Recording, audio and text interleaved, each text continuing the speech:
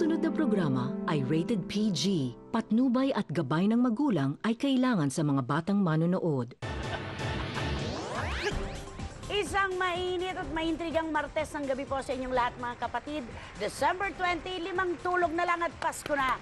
At syempre ito pa rin po ang Juicy at magkakasama kami ni Icy Mendoza. Hello! Direct Joey Reyes! Maligayang Pasko po! Of course, ano ba itong inilagay mo sa iyong leeg? Shalala! At ang mag-attend po ng debut, Miss Gladys Reyes! Isang kagalang-galang na gabi. Sabay tuloy ka na sa showbiz At syempre, isang kapitapitagan na showbiz feed ang ihahandog ko para sa inyo. ka-attend sa board meeting na MTRCB. Of course, Nay, di ba? Ito, pakinggan mo, Nay, nakahalata na pinagsasamantalahan ng mister, ha? Si Jinky, kinikilatis na raw ngayon ang mga dumidikit kay Pacquiao. Ayon kay Tita Erlinda Rapadas ng Bulga. Alam mo, Kinikilati. kahit Ang alahas, hindi diba? pa sila ganyan ka alwa ng buhay, yung talagang super to the max na milyonaryo na sila, si Jinky ay selosa talaga. Super selosa talaga si Jinky. Nakakambala na natin ang salitang insecure. Napanood ko yung Pacquiao the movie sa Cinema One. And pinakita doon kung paano sinugod ni Jinky yung nagsisisi sa babae Isang ni Manny babae. Pacquiao kasama yung kanyang kakambal. Oo, tama.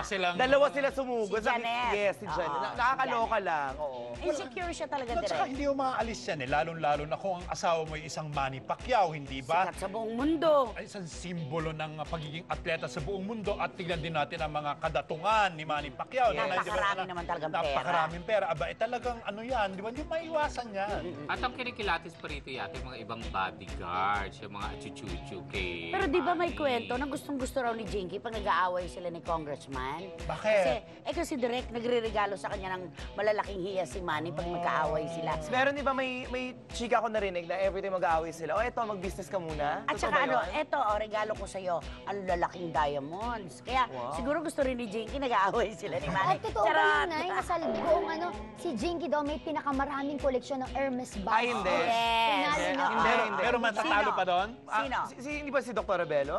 Sabi si Jinky LV daw. ang kay Dr. Rabel. Pero si kasi ang alam ko Hermes ni last kong check ko friends kami last kong narinig is 9 daw ang kanyang Hermes bags. Si Rufa May, mahilig din, ano? Yes, collection si ng Rufa bag. may mahilig sa Balenciaga, YSL. At saka LV. LV din. Carmi Martin, hindi pa uso sa mga artista. Diba, ang na sa hagdanan? naglo-Louis Vuitton. Si Carmi Martin direct, kumpleto. Ang LV niya? Yes! Eto na. Suitcase, bags, lahat. Si Mega 90s pa. Nabuo niya yung pang pinakamalaking LV sa pinakamalaki. Alam mo, si Sharon, Sobra. hindi lang nagsasalita, hindi lang mahilig na mag-flaunt. Oo. Pero siya ang meron lahat yan. Yes. Diba? Alam mo yan, nakasabit sa leeg mong yan, ha? Kung kay Sharon, totoo yan. Isipin mo, isang ni Sharon, Hermes, 3 million, 5 million. At saka Hindi pag lang siya maingay. Pag bumibili siya, binibili niya rin si Casey. Yes. Okay. Eto na po mga kapatid ang pagkakataon para silipin natin na mainit na issue. Dito lamang po sa ating bigating Express Pasabog. Express Pasabog Top 5. Jolo Revilla. Type si Chris. Hindi lang sa politika at acting, magaling ang mga Revilla. Kilala rin sila sa pagiging matinik sa mga babae dahil sa kanilang kakaibang karisma. Kaya naman hindi nakapagtataka kung bakit kabi-kabila ang mga babaeng nalilink ngayon sa batang aktor at politiko na si Jolo Revilla. After Kim Chu, isa namang kapuso star ang balitang nililigawan ni Jolo. Si Chris Bernal na nga ba ang bagong babae sa buhay mo, Jolo? Sino ba talaga? Sino ba talaga? Ka-text ka kay Chris Bernal. Nako, kaibigan lang tayo doon. Pagkakaibigan mo. Kumbaga, nagulat niya ako. Hindi pa. Wala. Hindi pa nagkaka-text. Hindi pa kami nagkaka-text. Express Pasabog Top 4. Zanjo Marudo, bongga ang love life. May kasabihan na kapag bongga ang career, ay lost naman ang love life. Pero sa kaso ng kapamilya hunk na si Zanjo Marudo, tila baliktad ang nangyayari. Tahimik ang career ng aktor ngayon pero happy naman at going strong ang relasyon nila ng maganda at magaling na aktres na si Bea Alonzo. Oo, siguro masabi ko na maganda yung naging yung love life ko dahil nga siguro nagkataon nga yun na gano'n na hindi ako naging masyadong busy para nga doon, di ba, magkaroon ako ng time. Aside sa magkakashow, ano pang gusto mong gawin sa 2012? Ano yung wish mong mangyari sa career mo? Yung dream kong project parang matutupad na yung 2012. Ayun, inaayos na siya, parang ginagawa na, sinusulat na. may pagka-comedy. So, abangan na lang nila yun. Yung talagang bata pa lang ako, pinapangarap ko na sana makasali ako sa ganyang klaseng show. Yung mga ganon, di ba?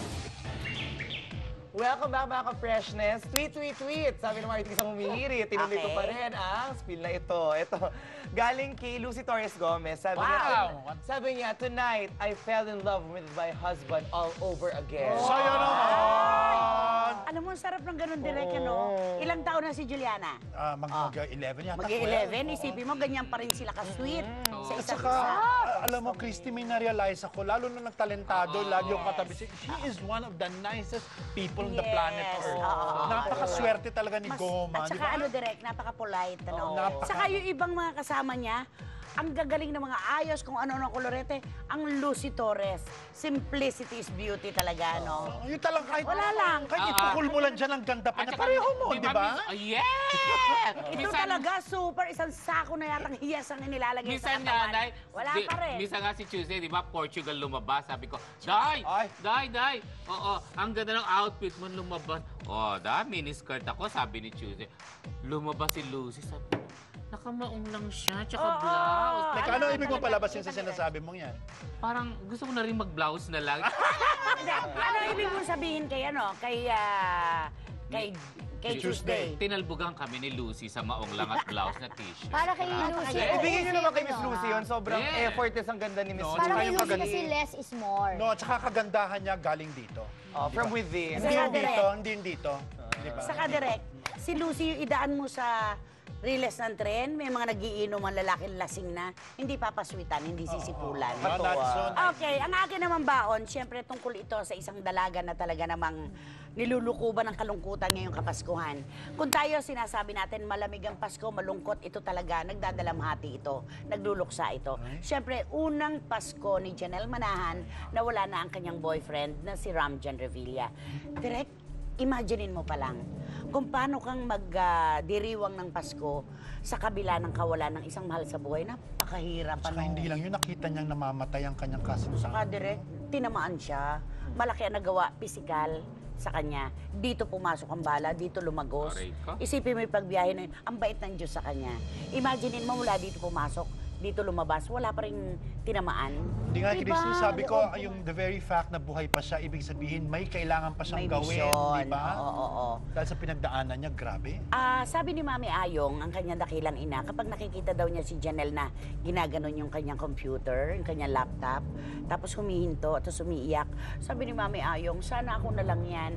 Sana kunin ko na lang yung kalungkutan ng anak ko. Kasi pag nakikita ko siyang umiiyak, ang sakit-sakit talaga sa kalooban. Talaga daw hinahaplos pa ni Janelle yung yung picture. Ang hirap nun Parang matagal makaka-recover. Ay, matagal ito. Matagal ba sila na together ni 5 taon na direct. 5 taon. Okay lang yun, 5 taon. Yung nakita mo na binaril ang boyfriend mo, naghihingalo at bumagsak.